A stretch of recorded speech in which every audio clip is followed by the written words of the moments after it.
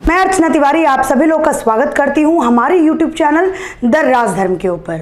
तो आप लोगों को पता है कि महाराष्ट्र की जो हेल्थ सेक्टर है, जो हेल्थ फैसिलिटी है, वो बहुत ही बेहतरीन मानी जाती है। अगर भारत में टॉप 3 राज्यों का नाम लिया जाए हेल्थ सेक्टर के हिसाब से, तो उनमें से एक महाराष्ट्र का नाम आएगा। लेकिन आज मैं बात करूंगी उसी महाराष्ट्र में से एक व्यक्ति की, जिन्होंने वहाँ के हेल्थ सेक्टर के ऊपर, वहाँ की हेल्थ फैसिलिटी के ऊपर एक बहुत बड़ा प्रश्न चिन्ह लगाया है। और तो और मैं आपको इस वीडियो में ये भी बताने वाली हूं कि अब सुब्रमण्यम स्वामी ने क्या ऐसी नसीहत दे दी है उद्धव ठाकरे को, शिवसेना पार्टी को, जो कि ये बताती है कि उद्धव ठाकरे अब बिल्कुल ही नष्ट होने की कगार पे पहुंच चुके हैं।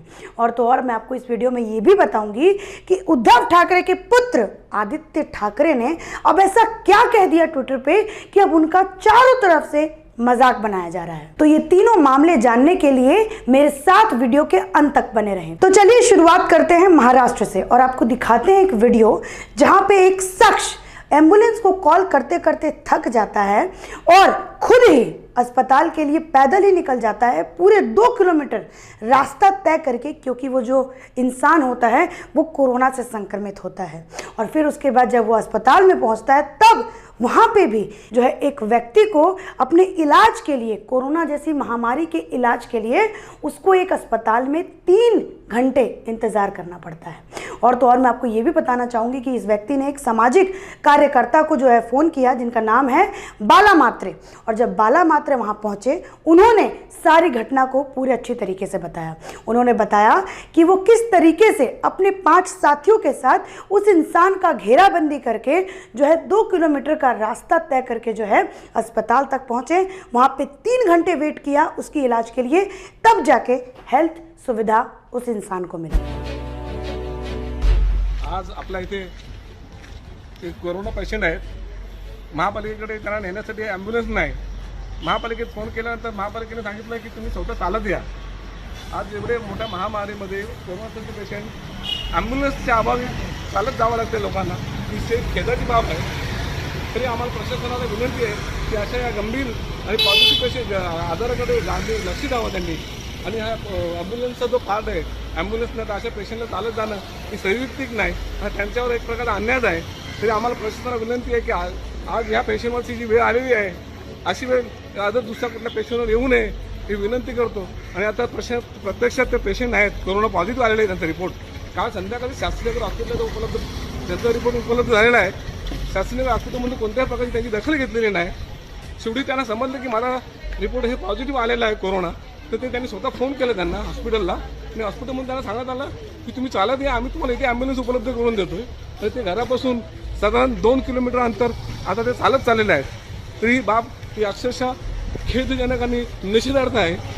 तो देखा आपने कि महाराष्ट्र के अंदर किस तरीके से हेल्थ सुविधाओं के नाम पे किस तरीके से लोगों की जिंदगियों के साथ खेला जा रहा है। आपको याद होगा एक नेता का नाम, जिनका नाम है प्रियंका चतुर्वेदी, और उन्होंने जो है महाराष्ट्र के अंदर इस दुर्घटना, या फिर आप कह लीजिए महाराष्ट्र के अंदर ये जो कोरोना वायरस के लगातार केसेस आ रहे हैं, इसको छुपाया था ये बोल करके कि महाराष्ट्र के अंदर तो सबसे ज़्यादा टेस्टिंग हो रही है, इसीलिए इतने सारे केसेस जो हैं सामने आ रहे हैं, और प्रदेशों में तो टेस्टिंग ही नहीं हो रही है। इस वजह से जो है वहाँ पे लोगों का पता नहीं चल रहा है कि किसको कोरोना हुआ और नहीं हुआ। आज क्या बोलेंगी प्रियंका चतुर्वेदी, जब उन्हीं के राष्ट्र में से एक जो इंसान होता है जो कि कोरोना संक्रमित है, जो कि इतनी बड़ी महामारी से संक्रमित है, और वो खुद एम्बुलेंस को फ़ोन करते करते परेशान हो जाता है, एम्बुलेंस मौके पे नहीं पहुंचती है, और वो खुद 2 किलोमीटर का रास्ता तय करके अस्पताल में जाता है और वहाँ पे भी 3 घंटे इंतजार करता है। अब क्या बोलेगी शिवसेना पार्टी, और अब क्या बोलेंगी शिवसेना की प्रियंका चतुर्वेदी। अब जो है इन सबको मद्देनजर रखते हुए, महाराष्ट्र की इतनी विकट स्थिति हो चुकी है, इन सब के बाद जो है वहाँ के भाजपा के जो विपक्ष में बैठे हुए नेता देवेंद्र फडणवीस, जो कि पूर्व मुख्यमंत्री रह चुके हैं महाराष्ट्र के, उन्होंने जो है महाराष्ट्र बचाओ आंदोलन निकाल दिया। उन्होंने कहा कि इस समय मैं किसी भी तरीके की राजनीति नहीं करना चाहता हूं, लेकिन महाराष्ट्र की इतनी विकट परिस्थिति देख करके और महाराष्ट्र को इतने संकट में देख के मैं चुप नहीं रह सकता। मुझे अपनी जनता का जो है, जिसको मैंने पिछले 5 सालों से संभाला है, मैं उन पूरी की पूरी जनता को उद्धव ठाकरे के नेतृत्व की वजह से मरने के लिए नहीं छोड़ सकता हूं। इसीलिए देवेंद्र फडणवीस ने महाराष्ट्र बचाओ आंदोलन जारी कर दिया। उन्होंने राज्य सरकार से, मतलब उद्धव ठाकरे की सरकार से जो है 50,000 करोड़ की भी मांग करी है। किनके लिए? किसानों के लिए और मजदूरों के लिए। उन्होंने ये शिवसेना पे आरोप लगाया कि अभी तक इतनी विकट परिस्थिति होने के बावजूद शिवसेना ने थोड़ी सी भी जो राशि है अपने धन कोष में से जो है मजदूरों के लिए और किसानों के लिए नहीं आवंटित किया है, जो कि बिल्कुल ही दुखदाई है। इसीलिए मैं राज्य सरकार से 50,000 करोड़ की मांग करता हूं। राज्य सरकार से मांग की है ताकि जो राज्य सरकार है इन 50,000 करोड़ से किसानों की और मजदूर लोगों के बारे में सोच सके और उनकी भलाई के बारे में काम कर सके। और तो और देवेंद्र फडणवीस ने लोगों से भी ये आग्रह किया है कि अपने अपने लेवल पे सब लोग जो हैं शिवसेना की इस नेतृत्व, जो कि महाराष्ट्र को एकदम डुबाने जा रहे हैं, अपने अपने लेवल पे आकर के इस आंदोलन में सहयोग दें। उन्होंने इस आंदोलन को करने के लिए लोगों के सामने एक बात रखी कि आप अपनी बालकनी में नहीं तो अपनी छत पे अपने परिवार के साथ 2 गज दूरी के साथ मास्क पहन के, ग्लव्स पहन के, जो है काले कपड़े पहन के सरकार का आप बहिष्कार करें। और तो और देवेंद्र फडणवीस ने यह भी कहा कि हमारे सारे मंत्री उद्धव ठाकरे और सोनिया गांधी और शरद पवार घरों के सामने, ऑफिस के सामने तख्तियां लगा करके बैठेंगे और लोगों की हक में मांग रखेंगे। फिर इसके ऊपर जो है आदित्य ठाकरे ने अपनी एक ऐसी टिप्पणी दे दी जिसको लेकर के वो ट्विटर पे एक मजाक बन के रह गए। आदित्य ठाकरे ने लिखा कि ये जो भाजपा सरकार है वो केवल मात्र लस्ट फॉर पॉलिटिक्स पावर है, मतलब वो खाली सत्ता भोगी है और वो सत्ता की लालची है। फिर ट्विटर ने आदित्य ठाकरे से सवाल पूछना शुरू कर दिया कि अगर आप लोग सत्ता भोगी ना होते, अगर आप लोग सत्ता लोभी ना होते, तो कांग्रेस के साथ जाके क्यों गठबंधन करके सरकार बना ली? जब आपके ही दादाश्री ये बोला करते थे कि कांग्रेस पार्टी से जो भी जाके, हमारी पार्टी कभी भी कांग्रेस पार्टी का हाथ नहीं पकड़ सकती।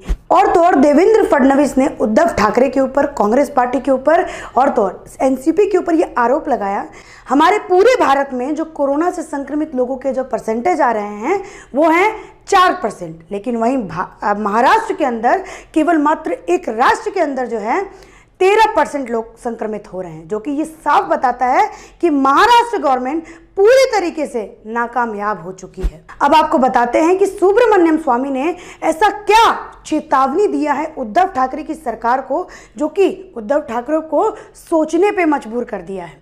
तो आपको बता दें, सुब्रमण्यम स्वामी ने कहा, आज से 2 दिन पहले की खबर है ये, उन्होंने कहा कि उद्धव ठाकरे को इस समय चुन लेना चाहिए कि वो कांग्रेस के साथ रहना चाहते हैं, एनसीपी के साथ रहना चाहते हैं, या फिर वो उस पार्टी को तोड़ना चाहते हैं। क्योंकि अगर उन्होंने ऐसा निर्णय नहीं लिया तो शायद उनकी पार्टी उस गड्ढे में चली जाएगी जो कभी वहां से लौट के नहीं आ सकती है। और तो और सुब्रमण्यम स्वामी ने यह भी कहा कि अगर शिवसेना इस समय बाहर नहीं निकलती है और भविष्य में अगर अपनी राजनीतिक जमीन तराशने की कोशिश करती है तो वो इतनी दूर खो जाएगी कि शिवसेना पार्टी कभी भी सत्ता में वापस नहीं आ सकती।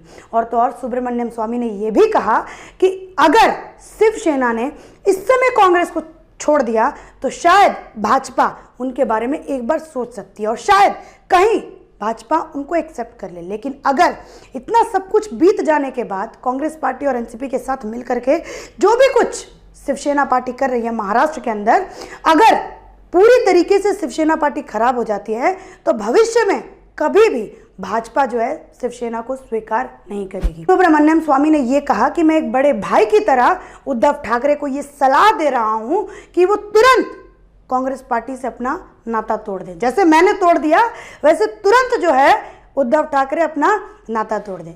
तो उनकी बातों से एक जो है सारांश निकाला जा सकता है कि अगर शिवसेना कांग्रेस के साथ नहीं होती, एनसीपी के साथ नहीं होती, तो आज जो पालघर की जो घटना हुई उस पे बिल्कुल चुप्पी साधे हुए हैं शिवसेना के मुख्यमंत्री उद्धव ठाकरे। तो क्या उस समय भी चुप होते जब वो अकेले पार्टी में होते? और जब वो शिवसेना और जब वो कांग्रेस और एनसीपी के साथ नहीं होते तो क्या तब भी वो एक जर्नलिस्ट के ऊपर हुए अत्याचार को सहन करते, जब एक जर्नलिस्ट से केवल मात्र इसलिए 12.5 घंटे तक की पूछताछ की गई क्योंकि उसने जो है कांग्रेस पार्टी की प्रेसिडेंट सोनिया गांधी के ऊपर सवाल उठाया था। तो क्या उस समय भी शिवसेना के मुख्यमंत्री उद्धव ठाकरे शांत होते और उन्होंने एक इशारा दिया कि कांग्रेस पार्टी और एनसीपी जो है पूरी तरीके से प्लान खेल रही है और तो और पूरी तरीके से ये षड्यंत्र रच रही है कि किस तरीके से शिवसेना को बदनाम किया जाए और उद्धव ठाकरे को कहीं का भी नहीं छोड़ा जाए। तो इसी के साथ मैं अपनी बातों का अंत करती हूं और ये बात समझने वाली है कि महाराष्ट्र में ये इतनी विकट परिस्थितियां क्यों आ रही हैं। वो हमारे पूरे देश का फाइनेंशियल कैपिटल है, लेकिन फिर भी महाराष्ट्र के अंदर इतनी विकट परिस्थिति कि आज लोगों की मांग है कि वहां पे गवर्नर रूल लगाया जाए।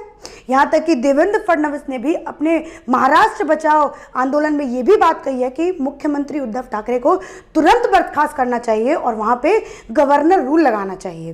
तो ये उद्धव ठाकरे को कहीं ना कहीं जाके इस पर विचार करना चाहिए कि क्यों महाराष्ट्र के अंदर ऐसी परिस्थिति आ गई कि आज आप सत्ता में होने के बावजूद जो है कुछ भी नहीं कर पा रहे हैं। और तो और जिस जनता की हक के लिए जो है बाला साहब ठाकरे ने आवाज़ उठाया था, उनकी नौकरियों के लिए आवाज़ उठाया था, आज उसी जनता को उन्हीं के पुत्र उद्धव ठाकरे इतनी बुरी तरीके से ठग रहे हैं। तो ये सारी बात उद्धव ठाकरे को तुरंत सोचनी चाहिए और उनको ये भी सोचना चाहिए कि वो जिस पार्टी के साथ मिले हुए हैं, चाहे वो कांग्रेस हो चाहे एनसीपी, इन दोनों की जो मानसिकता है, इन दोनों की जो विचारधारा है, इस पे भी उद्धव ठाकरे को विचार करना चाहिए कि कहीं ये दोस्त बन के पीठ में छुरा तो नहीं भोंक रहे हैं। क्योंकि मैं आपको एक और बात बताना चाहूँ कि शरद पवार ने उद्धव ठाकरे से मीटिंग करके ये कहा था कि अब इस समय जो है हमें बाजार खोलना चाहिए और महाराष्ट्र की इकोनॉमी को रिवाइव करना चाहिए।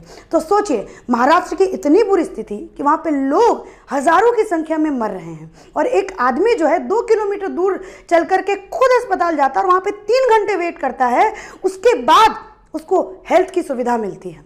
और वहाँ पे आप जो है बाजार खोलने का, इकोनॉमी को रिवाइव करने की बात करते हैं। तो ये सोचना चाहिए उद्धव ठाकरे को कि वो क्या कर रहे हैं सत्ता में रहने के बावजूद, या फिर वो केवल मात्र एक पपेट बन के रह चुके हैं सोनिया गांधी की और शरद पवार की। और मैं आप लोगों से एक सवाल पूछना चाहती हूँ कि सुब्रमण्यम स्वामी ने जो भी नसीहत उद्धव ठाकरे को दिया है, उनको वो तत्काल मान लेना चाहिए या फिर सिरे से नकार देना चाहिए? कमेंट करके ज़रूर से ज़रूर बताएं। बहरहाल, अगर आप लोगों को ये वीडियो अच्छा लगा हो तो इसको लाइक कर दीजिएगा। चैनल पे अगर आप और वीडियो देखना चाहते हैं तो राजधर्म को सब्सक्राइब करना ना भूलें। और तो और अगर आप राजधर्म को ट्विटर पे, फेसबुक पे, इंस्टाग्राम पे, इन तीनों जगह पे फॉलो करना चाहते हैं तो तुरंत जाइए, डिस्क्रिप्शन बॉक्स में लिंक दिया हुआ है, वहाँ पे जाएं और तुरंत फॉलो करें।